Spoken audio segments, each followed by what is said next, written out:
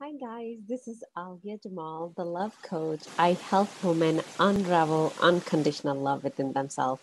And this is going to be the first video in the series of benefits of healing your heart slash inner work. I am doing this series just to bring more awareness to why we all need to do this work and how it is so beneficial. First, a little bit about what inner work is. I have talked to some clients the first time when we are talking. They're just like, "What is this inner work?" If you have not been in the self development, self help kind of environment yet, and this is your first exposure, so inner work is the fancy word when you basically sit down with yourself and you. It's like you and you sit down and you look at at your life in a very objective way. Okay, this is what's going on. This is what I'm going through, and this is what my goal is going to be. That's where I want to go. What needs to change? What needs to shift? What thoughts I have that are creating this? What thought I need to let go? Where I need to grow emotionally? All those things come under the umbrella of inner work. I use a lot the word healing your heart because my goal is to bring my clients out of their head into their heart. That's where the juice of life is. That's where we are connected to our soul. That's where we have unlimited energy available to us. So that's just my take on inner work. So the first part, the first benefit or the first point I'll be covering today in this video is when you do the inner work, when you heal your heart, you run your life yourself. Or another way of saying is you become the authority in your life. You become your own boss. You become the decision maker. Now, if you're listening to it and you're like in your 20s and 30s, you might be like, but Alia, I'm already making all the decisions myself. And that's where I would like to challenge you with all the subconscious pattern that uh, run our behavior and the way we think and the things we do. We think we are so different than our parents. We think we are making completely different decision, but in a way, we are living the same life just on a little bit different level. So sometimes you think, oh, when you decide to get an iPhone, you made a decision to get an iPhone, but who sold you that decision? What is because all of your friends had it, or that is the new thing to go get it? So we are taking a step back from the awareness, the usual awareness we have. We are taking a step back and questioning each and every thought, each and every decision we have. So, for example, I want to sorry, I want to talk about another uh, thing that as grown-ups we do. Let's say you're buying a house, you're buying a 3 bedroom, 4 bedroom, 5 bedroom, the neighborhood that you're picking, where that decision is coming from. Maybe in your being, you just want to go live in a hut in the middle of the forest. Maybe that's what your being want. But then you are making decision based on what's around you, who's influencing you, what your parents are telling you, what your siblings are telling you, maybe what your friends are saying, maybe the kind of house you have in your neighborhood.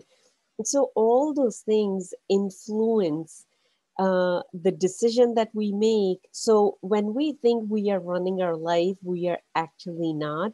We are running based on the influences around us, the people around us.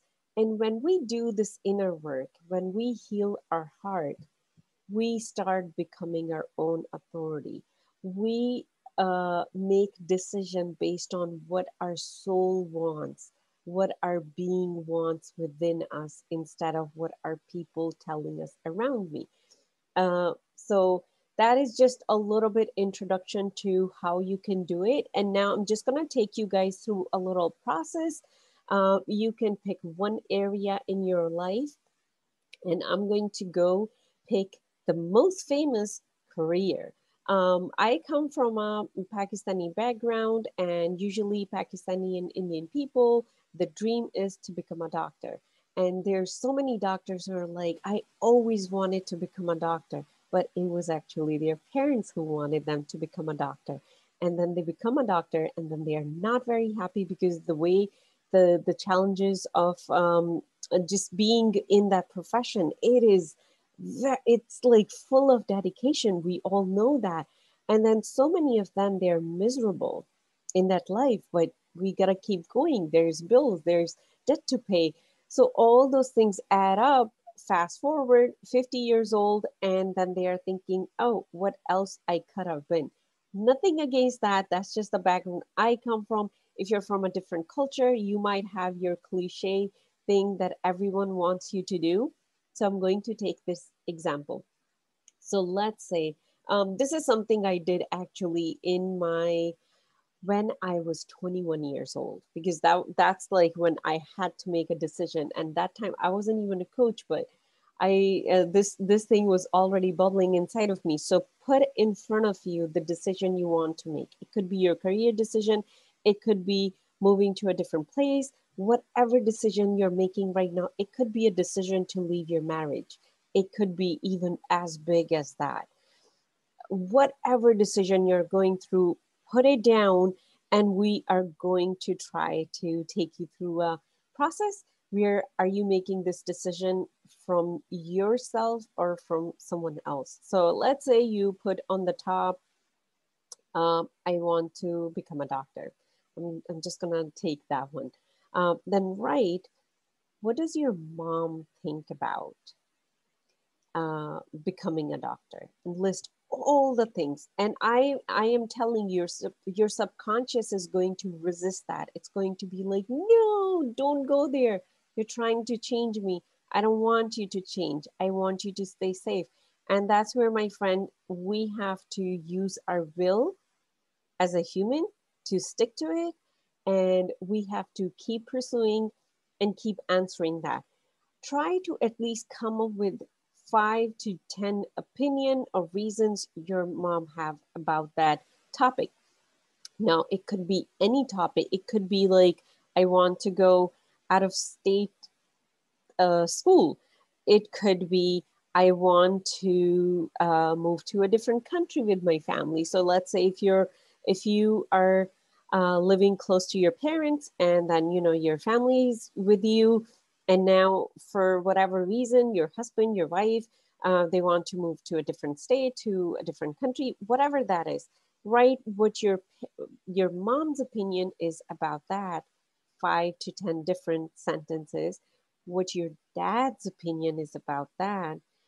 And then if you have a very close friend, somebody very close to you that you look up to them, you consider their opinion, then write down what is their opinion about it. And then we're going to go a little outside of that.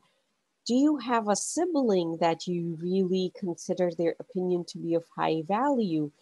Write that down. That's going to be the 4th column.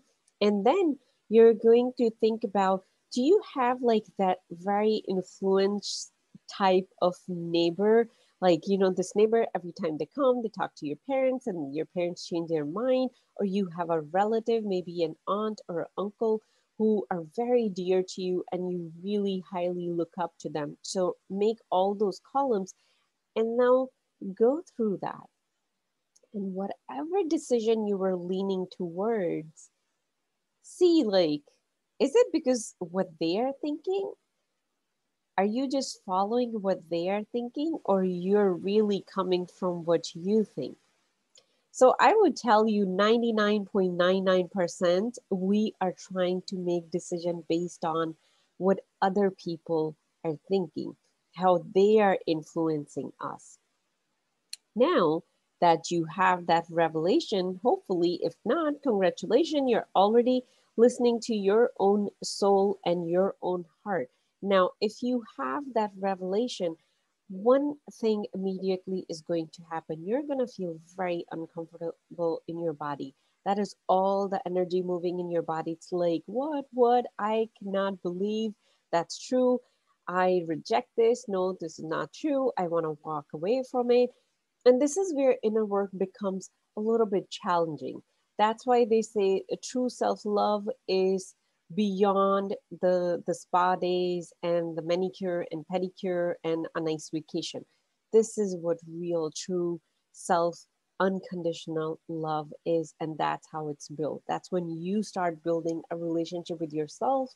You start making your own decision and start running your own life, not just from your your subconscious patterns and influences around you.